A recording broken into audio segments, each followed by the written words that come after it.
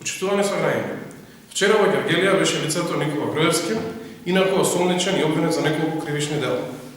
Груевски не прошета низ градот, не прошета меѓу народот, туку се сокри далеко од очите на јавноста и присуствуваше само меѓу своите. Неговата посета од непознати причини не беше претходно најавена. Кога дознавме дека Груевски е во Гевгелија, очекувавме дека ќе отвори индустријската зона кај Брдејци или дека ќе го одбележи ставањето во функција на браната Конско.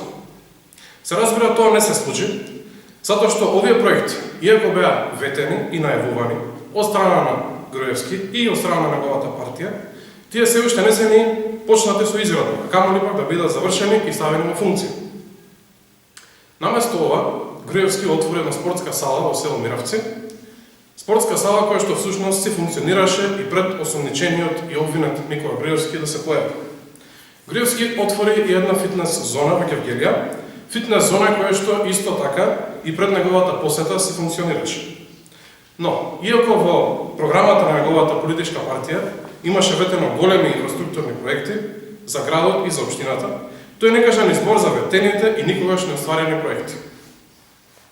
Наместо тоа, Груевски зборуваше за намалувањето на невработеноста во Гевгелија.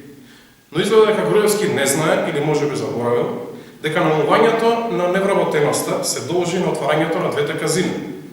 Овие казина пак, за волја на вистината, беа изградени и започнаа со работа во време кога начело на локалната власт беше градоначалник од редовите на Социјалдемократскиот сојуз на Македонија.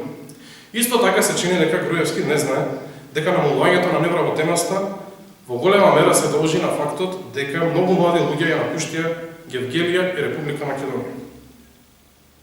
Драги сограѓани, Социјалдемократскиот сојуз на Македонија има план за живот во Македонија. Наместо во фитнес зони, тениски игралишта и други слични проектчини, ние во Социјалдемократскиот сојуз ќе инвестираме во крупни и значајни проекти, во изградба на инфраструктура, во вистински проекти, кои што ќе ја раздвижат економијата, ќе го подобра стандардот на живење за сите и ќе ги задржат младите во родната земја. Благодарам.